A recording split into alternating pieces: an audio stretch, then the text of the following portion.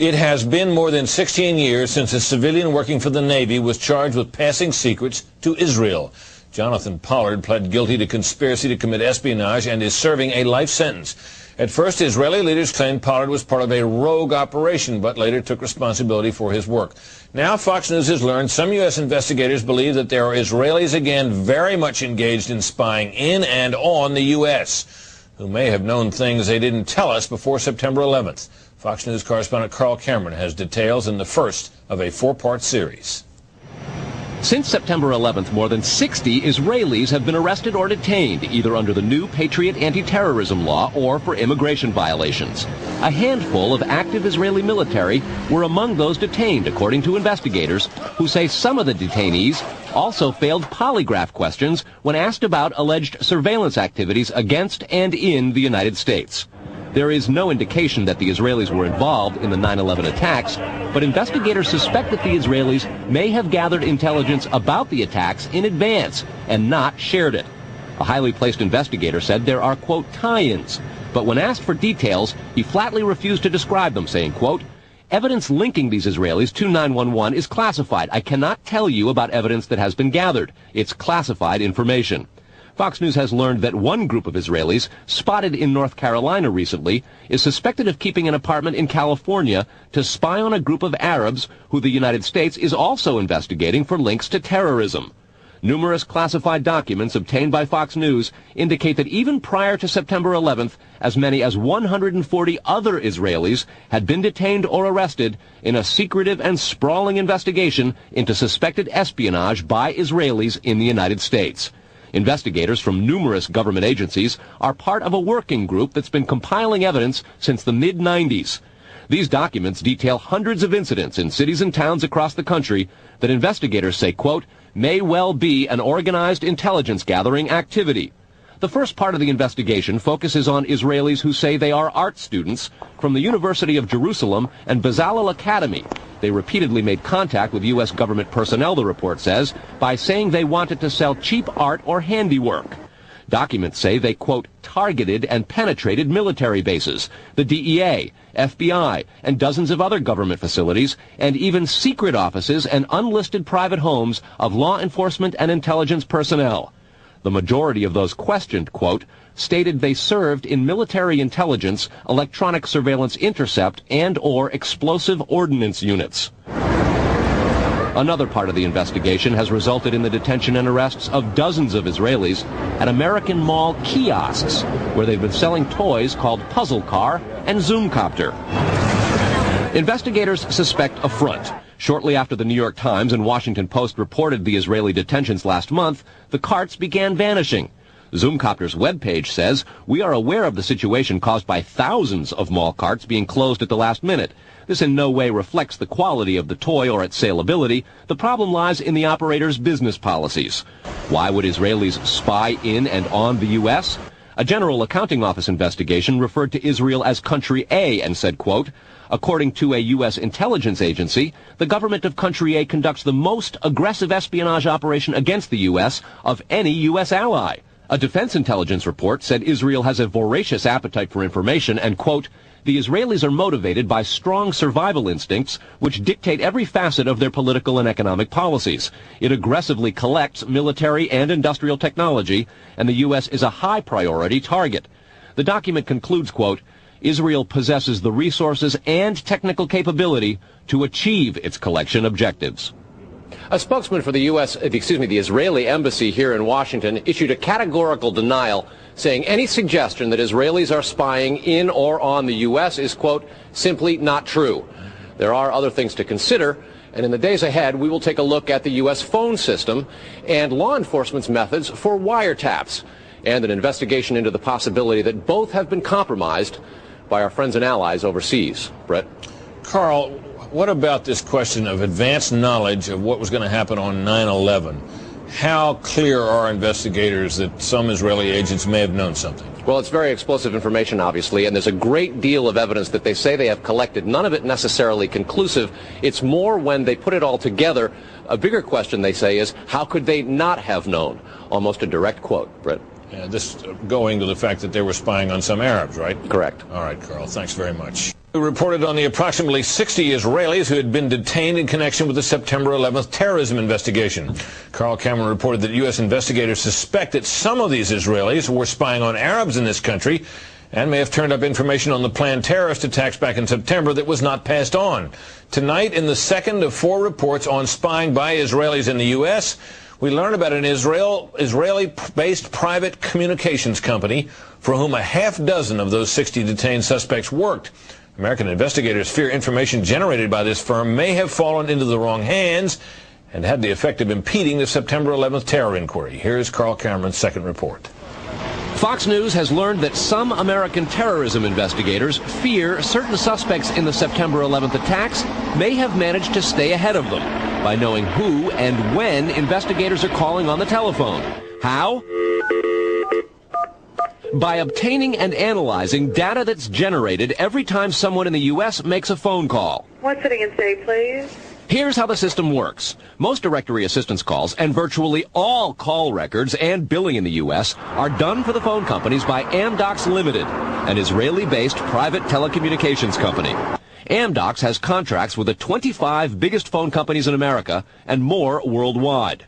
The White House and other secure government phone lines are protected, but it is virtually impossible to make a call on normal phones without generating an Amdocs record of it. In recent years, the FBI and other government agencies have investigated Amdocs more than once. The firm has repeatedly and adamantly denied any security breaches or wrongdoing. But sources tell Fox News that in 1999, the super-secret National Security Agency, headquartered in northern Maryland, issued what's called a top-secret, sensitive, compartmentalized information report, TSSCI, warning that records of calls in the United States were getting into foreign hands, in Israel in particular. Investigators do not believe calls are being listened to, but the data about who's calling whom and when is plenty valuable in itself. An internal Amdocs memo to senior company executives suggests just how Amdocs generated call records could be used. Quote, widespread data mining techniques and algorithms, combining both the properties of the customer, like credit rating, and properties of the specific behavior such as whom the customers are calling. The Amdocs memo says the system should be used to prevent phone fraud, but U.S. counterintelligence analysts say it could also be used to spy through the phone system. Fox News has learned that the NSA has held numerous classified conferences to warn the FBI and CIA how Amdocs records could be used. At one NSA briefing, a diagram by the Argonne National Lab was used to show that if the phone records are not secure, major security breaches are possible. Another briefing document said, quote, it has become increasingly apparent that systems and networks are vulnerable. Such crimes always involve unauthorized persons or persons who exceed their authorization, acting on exploitable vulnerabilities. Those vulnerabilities are growing because, according to another briefing, the U.S. relies too much on foreign companies like Amdocs for high-tech equipment and software. Quote, many factors have led to increased dependence on code developed overseas. We buy rather than train or develop solutions. U.S. intelligence does not believe the Israeli government is involved in a misuse of Amdocs information, and Amdocs insists that its data is secure. What U.S. government officials are worried about, however, is the possibility that Amdocs data could get into the wrong hands, particularly organized crime, and that would not be the first time that such a thing has happened. Fox News has documents of a 1997 drug trafficking case in Los Angeles in which telephone information, the types that Amdocs collects, was used to, quote, completely compromise the communications of the FBI, the Secret Service, the DEA, and the LAPD. And we'll have that and a lot more in the days ahead, Brett. Carl, I want to take you back to your report last night on those 60 people who were Israelis who were detained in the anti-terror investigation, and the suspicion that some investigators have that they may have picked up information on the 9/11 attacks ahead of time, not passed it on. There was a report, you'll recall, that the Mossad, the Israeli intelligence agency, did indeed send representatives to the U.S. to warn just before 9/11 that a major terrorist attack was imminent. How does that leave room for the lack of a warning? Well, I remember the report, Britt. We did it first internationally right here on your show on the 14th. What investigators are saying is that warning from the Mossad was nonspecific and general, and they believe that it may have had something to do with the desire to protect what are called sources and methods in the intelligence community. The suspicion being perhaps those sources and methods were taking place right here in the United States. The question came up in the Select Intelligence Committee on Capitol Hill today. They intend to look into what we reported last night, and specifically that possibility. Brett? So, in other words, the problem wasn't the lack of a warning. The problem was lack of useful details. Quantity of information. All right, Carl, thanks very much. Coming up next, Israeli-based company called Amdocs that generates the computerized records and billing data for nearly every phone call made in America. As Carl Cameron reported, U.S. investigators digging into the 9/11 terrorist attacks fear that suspects may have been tipped off to what they were doing by information leaking out of Amdocs. In tonight's report, we learned that the concern about phone security extends to another company founded in Israel that provides the technology that the U.S. government uses for electronic eavesdropping. Here is Carl Cameron's third report. The company is Comverse Infosys, a subsidiary of an Israeli-run private telecommunications firm with offices throughout the U.S. It provides wiretapping equipment for law enforcement. Here's how wiretapping works in the U.S.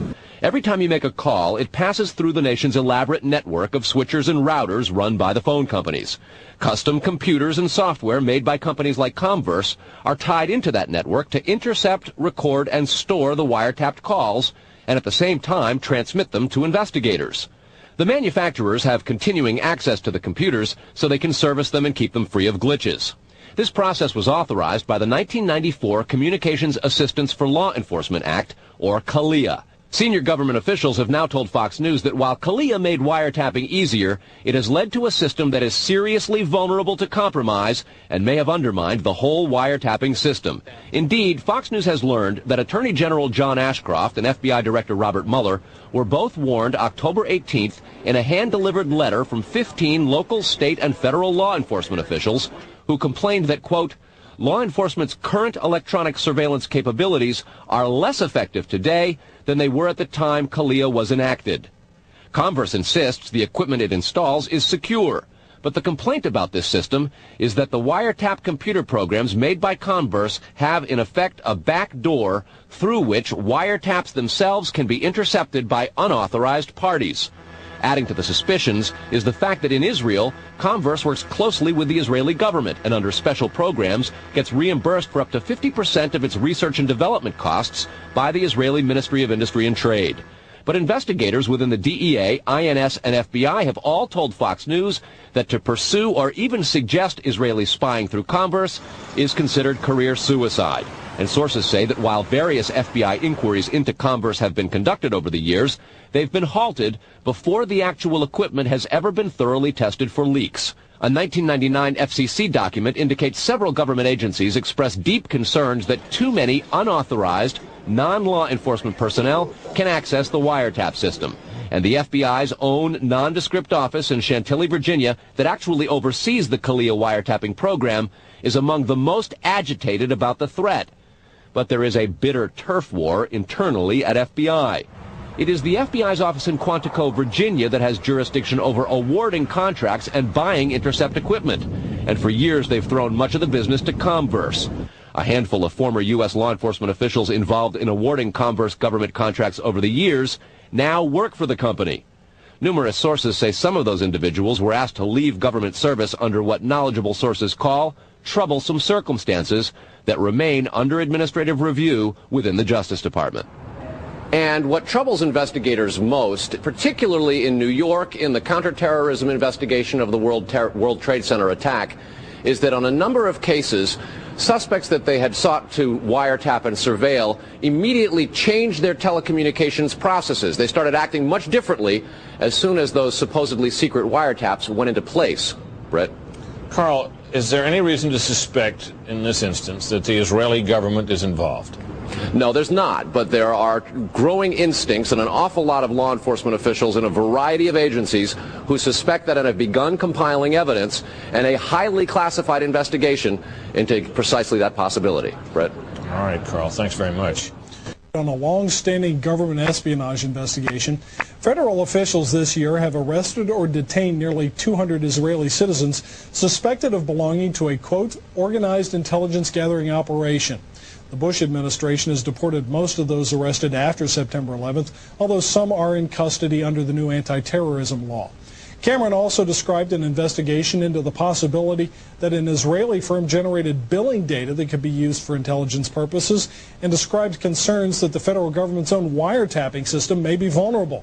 Tonight, in part 4 of the series, we'll learn about the improbable roots of the probe, a drug case that went bad 4 years ago in L.A.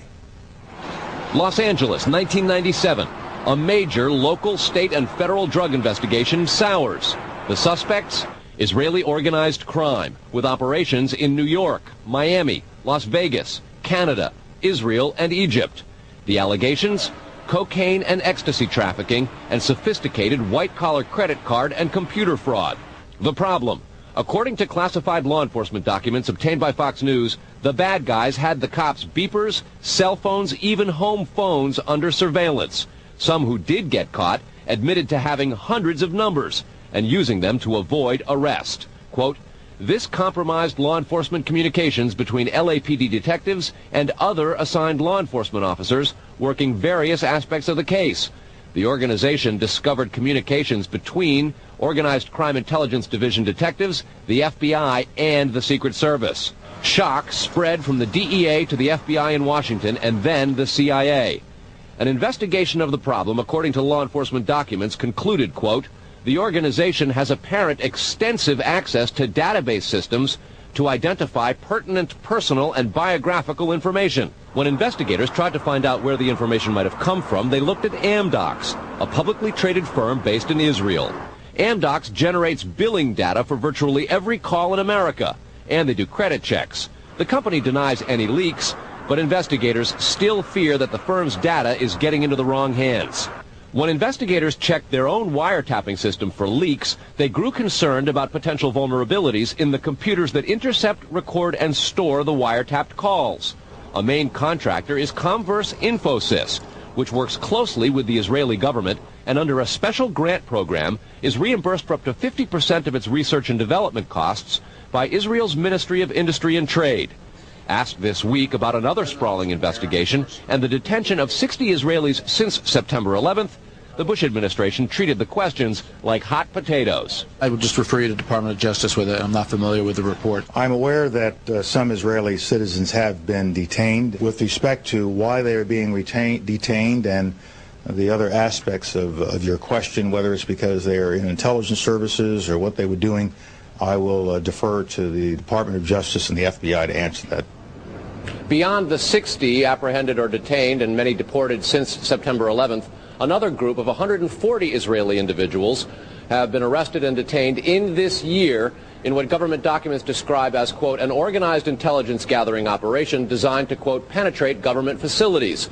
Most of those individuals said they had served in the Israeli military, which is compulsory there, but they also had, most of them, intelligence expertise and either worked for Amdocs or other companies in Israel that specialize in wiretapping. Earlier this week, the Israeli embassy here in Washington denied any spying against or in the United States. Tony? Carl, we've heard the comments from Ari Fleischer and Colin Powell. What are officials saying behind the scenes? Well, there's real pandemonium described at both the FBI, the DEA, and the INS.